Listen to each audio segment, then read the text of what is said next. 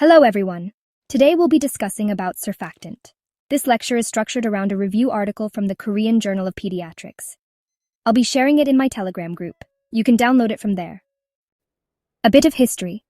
The first successful clinical trial of surfactant replacement therapy in preterm infants with RDS was published in 1980 by Fujiwara and colleagues. Interestingly, his work, along with earlier animal trials, was driven by a wave of public attention and increasing research funding following the tragic death of President John F. Kennedy's premature son, Patrick Kennedy. We're all well aware that surfactant lowers surface tension and prevents alveoli from collapsing at the end of expiration. To make this concept more dynamic, let's first understand what surface tension really is. Surface tension is a cohesive force exerted by water molecules at the surface or interface of a liquid. It pulls surface molecules tightly together, forming a kind of invisible membrane. That's how a mosquito can stand on still water, or why dampened brush bristles stick together. The same cohesive force is at play. This very phenomenon exists in our lungs too.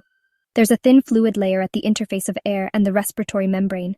Its surface tension tends to pull the liquid inward, and in doing so, it tries to collapse the alveolar wall. But this tendency to collapse, or atelectasis, at the end of expiration is exactly what surfactant prevents. It reduces surface tension, stabilizing alveoli and keeping them open.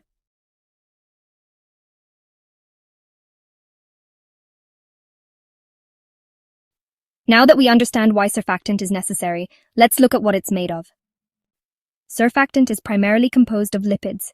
They make up about 90% of its structure. The remaining 10% is protein, and while it's a smaller fraction, it plays a crucial role.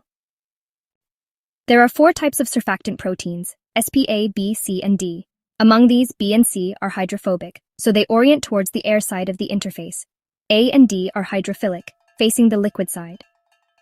So, proteins B and C help stabilize the surfactant molecule and, make sure there's uniform absorption across the alveolar surface. Meanwhile, proteins A and D actually play an important role in innate immunity. Among the lipids, the major contributor is DPPC, or dipalmitoyl phosphatidylcholine. It's a saturated phospholipid that's critical for reducing surface tension. The total storage pool of surfactant is about 100 mg per kilogram in a healthy term neonate, but only around 4 to 5 mg per kilogram in a preterm infant at birth. Coming to commercial surfactant preparations, they're broadly classified into 2 types: animal-derived natural surfactants and synthetic ones. Animal-derived surfactants contain both lipids and proteins, which makes their composition closely resemble that of natural human pulmonary surfactant. These are obtained either by mincing animal lungs or through lung lavage processing. Human-derived surfactant, which comes from amniotic fluid, is not commercially available. Among the minced lung extracts we have surfactant, which is also called surfactant TA. It's a bovine surfactant that was actually used in the landmark 1980 Fujiwara study. Next up is Surfanta, another bovine surfactant that's pretty widely used in day-to-day practice. It's dosed at 4 milliliters per kilogram. And then there's Curosurf, also known as Surfactant alpha. This one is a porcine surfactant, and it's actually more concentrated than the others, so it only requires 2.5 milliliters per kilogram.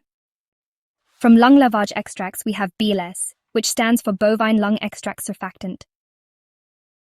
It's also called Neosurf, and the typical dose is 5 milliliters per kilogram. Infosurf, or calfactant, is another surfactant that's derived from calf lung lavage.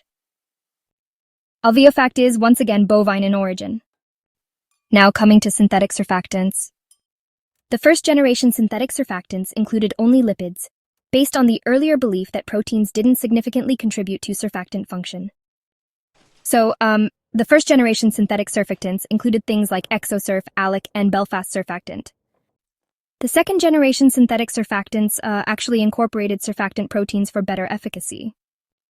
For example, leucinactant includes an SPB analog, and Venticute contains recombinant surfactant protein C. And, very recently, we have a third-generation synthetic surfactant, CHF 5633. It contains both SPB and SPC, each synthetically derived, making it the first fully synthetic surfactant to incorporate both key functional proteins. Now, with all these preparations available to us, can we use any one of them interchangeably? Let's break it down. So, old-school synthetic surfactants? They're pretty much history. Turns out they didn't work as well as the natural animal-based ones. But lucinactant, a newer synthetic surfactant, is a different story. It doesn't just beat the first-generation stuff. In some studies, it even outperforms certain natural options, like Surfactant for reducing RDS deaths. In fact, studies have shown that lucinactant is comparable to CuroSurf aka Surfactant alpha. Bottom line, lucinactant is the upcoming game-changer for surfactant therapy. It doesn't even need refrigeration like the other ones do. The only downside of lucinactant is that it requires some 5.8 milliliters per kilogram dose. Following lucinactant, the next surfactant in line is CHF5633, a third-generation synthetic surfactant, and actually, it's the only synthetic formulation to contain both SPB and SPC analogues. In the initial preclinical trials, this surfactant was tested in immature lamb lungs. The lungs were recruited using CHF5633, and, its efficacy was compared with Surfactant and CuroSurf. It was found to be significantly superior to Surfactant, and, well, comparable in efficacy to CuroSurf. Following these promising preclinical results, the first clinical study, a phase 1 trial, was conducted. It was a multi-center trial involving relatively stable preterm neonates, since, the primary objective was to assess the safety profile of the drug. A total of 40 neonates were enrolled across different centers. So, in this study, 20 neonates received a dose of 100 milligrams per kilogram, which is actually equivalent to 1.25 milliliters per kilogram. And, the remaining 20 got a dose of 200 milligrams per kilogram, or 2.5 milliliters per kilogram. Both dosing regimens turned out to be safe, and honestly, there were no significant adverse events or serious reactions reported during the whole trial. Both doses were found to be equally efficacious. They showed a similar reduction in FiO2 requirements and mean airway pressures after administration, which is pretty encouraging.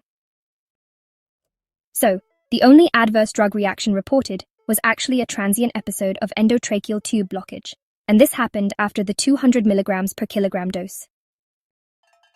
Importantly, no systemic absorption or antibody development against either of the synthetic peptides was detected.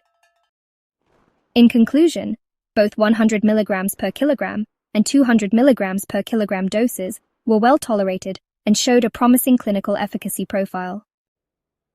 And that wraps up our discussion on surfactants. Here's a comparative table analyzing the 3 commonly used animal-derived surfactants: Surfactant, Calfactant, and Surfactant alpha, also known as CuroSurf, alongside the second-generation synthetic surfactant lucinactant.